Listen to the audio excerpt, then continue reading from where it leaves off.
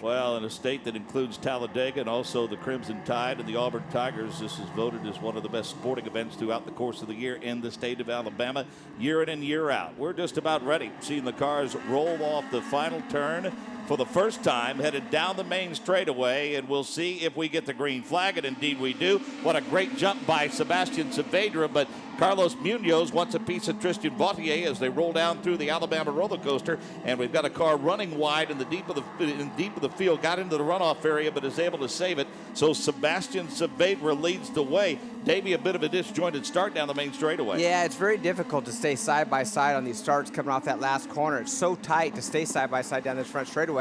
Sebastian didn't want to be disadvantaged. He gassed a little bit earlier and has a nice lead. Pippi, you get a glance at that number 3 car. He's passed about 4 cars already, Victor Carbone. Yep, that was a great move by Victor. With the new defending rules in the IZOD IndyCar series that have trickled down to Indy Lights, you are now allowed to defend the inside of the corner. That meant a couple of cars were stacked up going slow, and Victor Carbone just went right around the outside of them and made hay. So he's on a charge to the front already. And going back to what Davey said, Sebastian Saavedra had that start completely covered. He knew when he was going to go, and he just took off. It's like the number 9 machine, also on a pretty good ride early. Alan Day. Day has had a pretty solid weekend all weekend long. We're just about ready to complete the first of 40 laps, and once they come through the timing and scoring loop, we'll be able to set the differential for you. But we can tell you about a half a second lead for Sebastian Saavedra as he roared off the final turn and down the main straightaway. Pip, it looks like you're continuing to watch that battle between Horto and Victor Carbone, and it doesn't appear as though that Victor is pushing the issue for now. He doesn't want the tires to go away, but you just have a sneaking suspicion that he's lying in wait looking for the perfect opportunity for that door to open to make that pass. Yeah, Victor's making it very, very sure that Horto's mirrors are absolutely full of his car all the way around this track. But at the moment, everybody's settled into a slight holding pattern. The tires haven't really started to go away yet. It is difficult to get up close and really follow through some of these corners here with the aerodynamics on these cars. You get a lot of understeer when you get so close.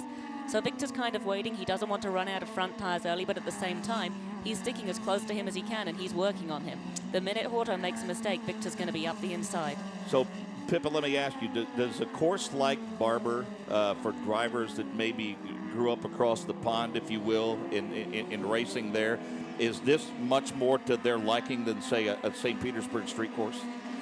The course like Barber, a road course like this, it's much more similar to what a driver, for example, like myself, grew up racing on back home in Europe, with the blind corners and the big wide track and actually having some runoff area as well. The first time I went to Watkins Glen here in America, I was shocked by how little runoff there was. Coming here felt much more familiar, but it's still a tricky place, and it is a tough track to pass on. Down, couldn't keep it on the bottom of the racetrack, slid off in the dirt and almost came back in the side. Here's a little replay of it again, and yeah, ooh, it was close right there. It was really close. The last thing you want to see is your teammates get together, that's for sure.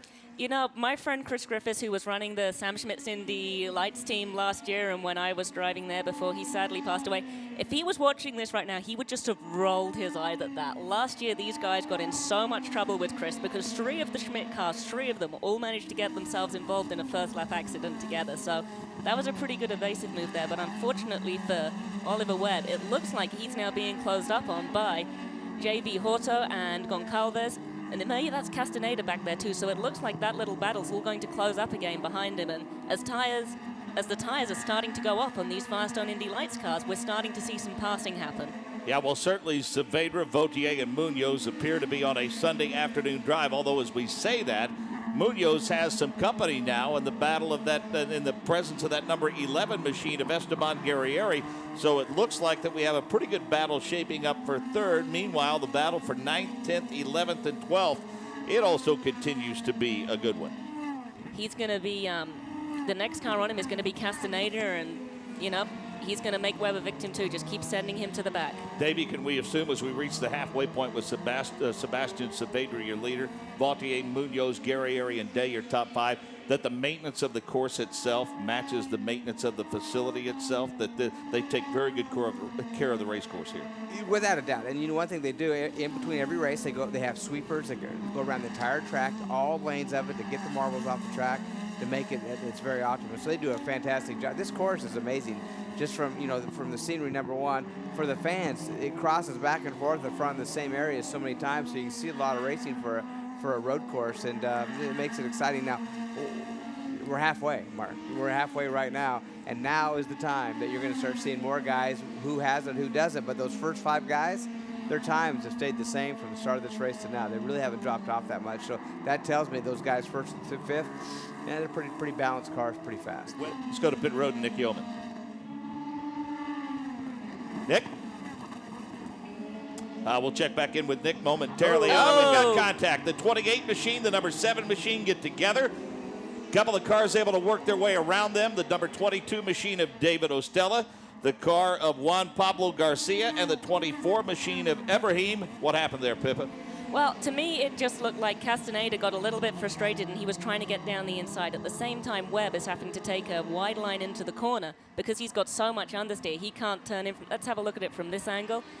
Yep, Castaneda's trying to go around the outside of Webb. Webb's got understeer, so he's on the inside tight line, but he can't stay down there. So he just makes contact with Castaneda on the outside. That slows them both up. They both get swamped by all of the cars that were behind them. And, you know, if you're Troy Castaneda right now, you're not saying nice things about Oliver James Webb in your race helmet. Oh, a little tire smoke for Lapper. Looks like he goes off course into the barriers. Hard into the tire barrier. That looked like brake failure maybe from Troy Castaneda. I saw him lock up, but he didn't slow down at all. He just went straight on. He didn't slow down through the gravel. He didn't slow down until he went into the barriers with that hard hit. And Davey, I'll tell you, that's designed to absorb the blow, certainly, the safety improvements that they've made here. But I'm telling you, the 28 machine drove directly into that barrier. That was a big hit. It was a big hit, and that thank God for those barriers. And that seems to be a place. So when we came here for the test, especially the first year, we had quite a few guys. I think Viso was one of the ones that went off there. Several guys went off in that area, and I'm not sure that maybe Dario, I can't remember, but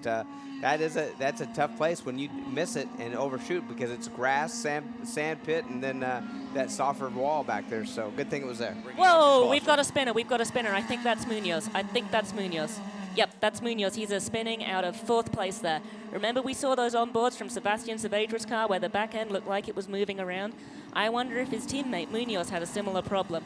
Very high-speed section of the course over there. Must have had some contact, too. He's getting out of the car. And that chicane in that back straightaway, you're through there wide open. I mean, it's a wide open chicane, and man, if you miss that, yeah, right there it is. And that's exactly what happened. He just slid up.